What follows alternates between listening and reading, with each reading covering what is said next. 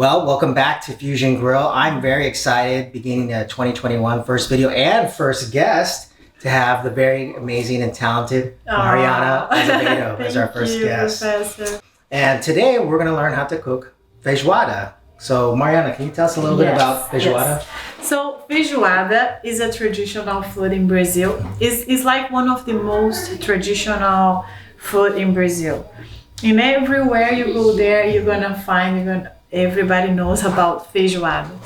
And we were just talking here, and it's something like historic because it comes from the slaves. From the slaves. Yeah, it's like a mix of things with beans, and it's like easy to cook. It's not too hard, and it's really good. It's the flavor. It's something unique. Awesome. So Mariana, tell us about some of the ingredients that we're going to use for this recipe. Yes, we could do in a lot of different ways because we're basically gonna use vegetables, but you could do with mushrooms, you could do with only tofu. But here I decided to mix a little bit of vegetables, and the substitute meat is smoked with to have the taste more similar with the pork. Okay, so it's a meat substitute. Beyond Meat, I think it might be the brand. Yes, the sausage. Exactly. Okay. So it's that, guys, and of course the beans is the base of everything, and we're gonna mix everything on this. This is a traditional pan. It's the classic Prussian pan. I've seen this. Yes, I have seen this. In Brazil, we use a lot to cook beans, and it makes faster. So some people is scary to use because the pressure, the pressure and the noise, but it's totally fine, guys. So first thing, I put the olive oil, and it wait to warm a little bit, and then you're gonna add. I like a lot the paste, the garlic paste. Yeah, and you can put like a half of a spoon of soup. Oh, okay. A half tablespoon. Yeah, half tablespoon, and then you're gonna add a small slice of onions. Yeah, everything here is already here. Cebola, right? Is that Cebola, yes. Wow, We love, Portuguese. guys. It's the base of our food. We put is the garlic with the small slice of cebola. We mix everything here, and a little spoon of salt. Okay. It's about half a tablespoon maybe. Half table, yeah. So now here we are ready to add in the vegetables. And this is the English potato. Okay. English potato. And we're gonna put it first here. Yeah, it's like a small one, just one. Yeah. Small potato. Yeah. This it's for like about 2-3 people. Okay. You can serve. And here is the cauliflower. Cauliflower. Sorry, sometimes I just forgot about the name in English. Oh, it's good. Here in Portuguese, chuchu. Chuchu. So we're gonna add pear squash. Yes. Or in Portuguese, chuchu, right? And get chuchu. It don't need to be small slices, okay? It have to be big to look like a real feijoada with the parts of the pork. It's like big. And you mix here. Now, repolho. Yeah, cabbage. Cabbage, okay. And I like the same slices like that. Okay.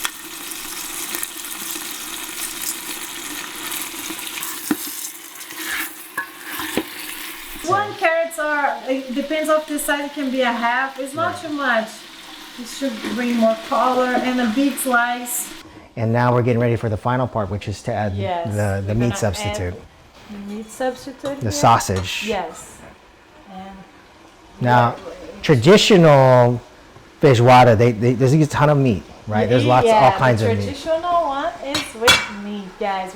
Now we're at the part where we're going to add the beans. It's like beans is everything. It's the base of the feijoada, guys. So we're gonna add in here. Now normally, when you soak beans, you do it the night before, right? Soak the beans. Yeah, you can choose if you want. You can. All right, I'm gonna mix to get the taste. So you're stirring it all up. Yes. Great. We can never forget is this. Ah, Bay leaf. bay leaves. So Yes. 2 bay leaves? 2 bay leaves bay is leaves. enough. You're gonna bring the taste and the smell that we need to the feijoada, guys. Very so, good. yeah, I'm gonna put the water here, about a liter. A liter of water. Yes. So here.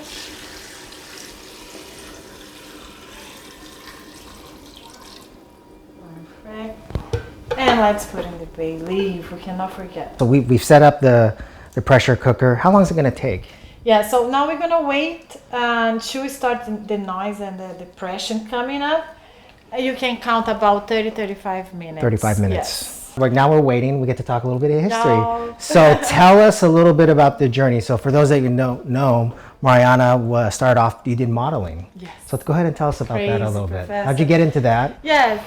So I started modeling when I was about 13 years old. Yeah, wow. I was really young and things just happened. And actually, I never was searching for, but usually it's like that when you model with someone that is looking for you at the mall or at the street, and they talk with my mom, and oh, your daughter is tall, and my mom took me to the agents, and I took some classes, and then I just started. My first, it was like a modeling competition, and about like 5,000 girls. I was, yeah. Oh, that's awesome. And that you were 13 when this? this? Wow. To represent my state and then the country. And then from there, I started to work a lot and traveling until my 25. It was when I met my husband. Right. Yes. So I get to train at her husband's school, and we'll talk about that in a bit. But she teaches a yoga class there. She also teaches a yoga class at some of the other jiu-jitsu schools nearby. And man, it's I'm sweating when I get to try to do a headstand and do that stuff. It's funny because most of people get there, they think it will be like a relaxation moment. It's a lot of work. It's a mix. You can relax a little bit, but you're gonna have the hard work because to have like balance, you have to have a strong body, and the flexibility is the same. So it's all of the things together. It's not just the relaxation or just the balance, and it's everything together. So I train jiu-jitsu, and I've been training. Gosh, my journey started a long time ago, but 25 years. I feel like it's how many? 25 years did I say? 25 years, 95 I started, but not consistent. But tell us about how you got into the jiu-jitsu world. It was another funny thing because I never could imagine in my life that I was able to do it. But it's like people said, and it's really true, guys. Jiu-jitsu, it is for everyone. Yeah, because I will pause you right there, because jiu-jitsu, like traditionally, it was just, when I started, it was a bunch of guys that are just kind of muscle, like just want to destroy people. Yeah, very intimidating. For women, especially for women, it's very intimidating. And that's why I never thought that it's something for me. But here in America, it's different, guys. In Brazil, now it's changing a lot. Especially on the beginning, the guys they were so tough. They wanted to intimidate people to go inside. You know, the purpose, their purpose, it was intimidating people to them to stay only between them. They liked that environment just in between them. But jiu-jitsu grew so much. They wanted this environment with the whole community and kids and the family. It's for the whole family, women, kids, and so it's pretty amazing. Because she, her husband, who I train a lot of jiu-jitsu with, very renowned jiu-jitsu professor, multiple world champion. He never really encouraged you to train, and he was fine with that. But then our master, Draculino, invited you to do a class, and thanks, Draculino. And then that's it. And then you just got hooked, right? Yes. Okay. Yes, it was good because as soon as we moved here, my purpose was only teaching yoga besides he teaches jiu-jitsu. But I never thought about playing jiu-jitsu. And I was watching him once I didn't speak in English. About 6 years ago we arrived.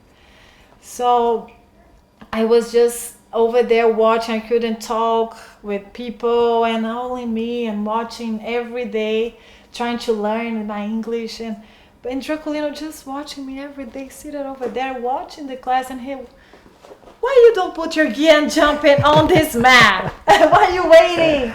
What you were waiting? What? Draco, are you sure? And he, of course I'm sure. Look your body type. I think we'll be fine. Look how you have long legs and long arms. It's a good body type for jiu-jitsu. And I was really, I never thought, I didn't understand how jiu-jitsu works. I just every day watching, but I didn't know what is that.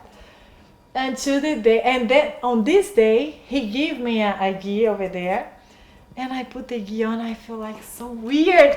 I'm married. Because he married to her husband, like I said, very famous jiu-jitsu professor. Yeah. So you've been around jiu-jitsu for a long time. Before we moved for more than 5-6 years, and I never put a gi on. So for me, it was so weird to put that gi.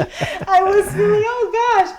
And today is like my first thing that I do when I wake up, and before I go bed is the last thing I do is taking my gi off and putting my gi on all the time. It's been a great year, guys. So in 2020, so it's a couple months ago, she hit a huge milestone. So she earned her black belt. And so that was a cool moment. Professor, that's crazy, because after this day, Draculino invites me, and the first day I was, oh my gosh, I am able to do that. I can't believe, because it's something that is why jiu-jitsu it is for everybody, because it's not about strength, Professor, it's not about weight, size, or if you are male or female. It's just about technique, leverage. So you can do it. And when I started, oh my gosh, I can beat a guy that is bigger than me. Like, what? I can do that. And I start to feel like every day more confident about myself. Guys, my life, I changed it so much on this process. Now it's about, I'm gonna become 6 years training. And she trains hard. She progressed so fast. You think the yoga had something to... So I was, since the first day, I never stopped one day. We were talking, the first time I have to stop for longer was now in Brazil, because the situation of COVID and everything we took 2 weeks and a half with no training because our parents and everything. It was the longest time since I started. So I go so deep. So today is my jiu-jitsu is first and yoga. It comes first and the yoga is crazy. And I can say I've gotten to spar Mariana, and one of the things that I feel like I'm pretty decent at is passing guards. I cannot pass her guard. It's very difficult to pass. Very difficult to pass her guard.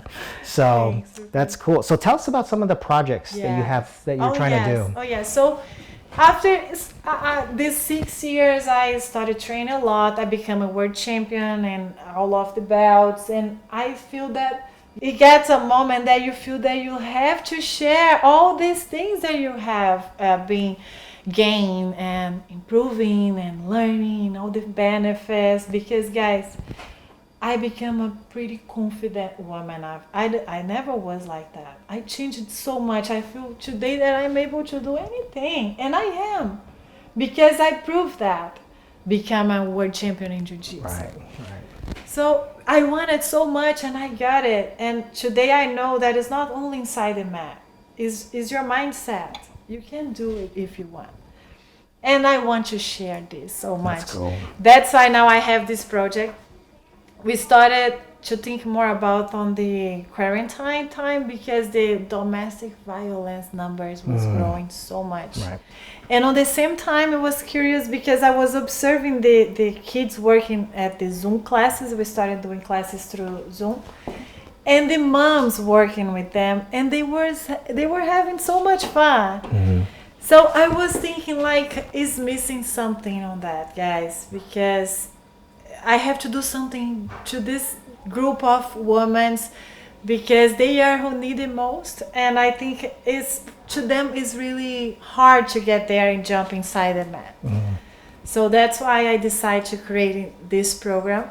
So when do you think, what's your kind of timeline of when you want to start releasing more about this project? Yeah, we are already having the in-person classes. I just was teaching about 3 hours ago, every Saturday at the Berlin School. But I am working on a program online now. Okay, cool. Yes. So very good. it's a big project. I am really, really excited with that. But this kind of classes like the women's self-defense is totally possible to do at your home. If you have a partner, okay. If you don't have, we're gonna have a way for you to do only by yourself.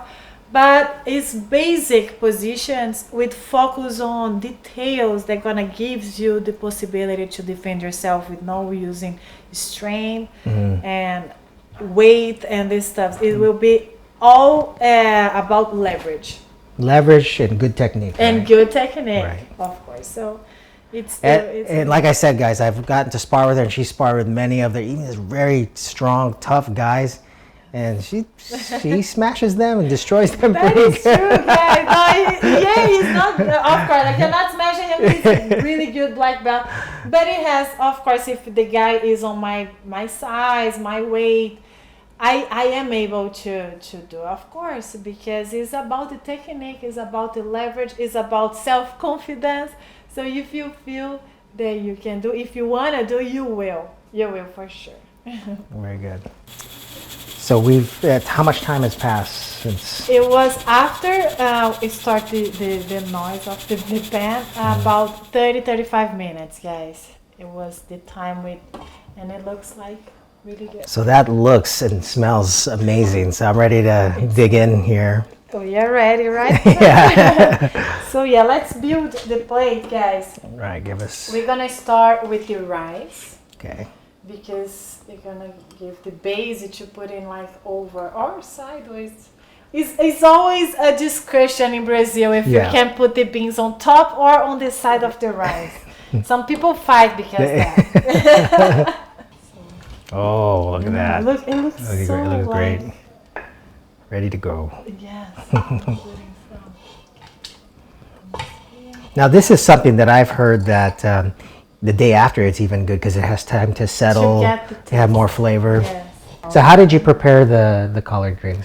The collard greens is just sauteed. Sauteed? Yeah, with the olive oil and the garlic paste or in little... Chopped garlic? Yeah, okay. yeah. Right. This is the famous farofa, guys, over here. I'm going to put on this side, but some people loves like over... this is... Put it all over top. And to finish, 1 or 2 orange slices. So tell us what's the reason behind orange? I think because it's citric and the mix of flavor with the feijoada, I think is the sweet and the... yeah, I think it makes perfect. It's the way we like to eat. So we're gonna go ahead and try a plate. I'm very excited. I am too, guys. The vegan feijoada. Okay, so show me how. So yeah, you can mix a little bit of the collard green with the beans and just getting a little everything. And then some With the farofa. farofa. Oh boy.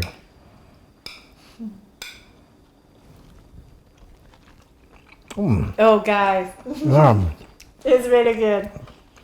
You sure you don't want to be a chef? Come on, you're being nice. It's good. No, but it is look like a feijoada, guys. It's amazing because it is totally vegan with no meat. Yeah. Oh, that's great. Just want to thank Mariana for today. This awesome recipe. Guys, be on the lookout for some of the stuff that she's going to be doing for the women. This is very exciting. And we're going to eat this. And just have a good time and call it a night. Thank you so much, All right. Professor. You're My welcome. pleasure. My pleasure being here, guys. I hope you guys enjoy the feijoada.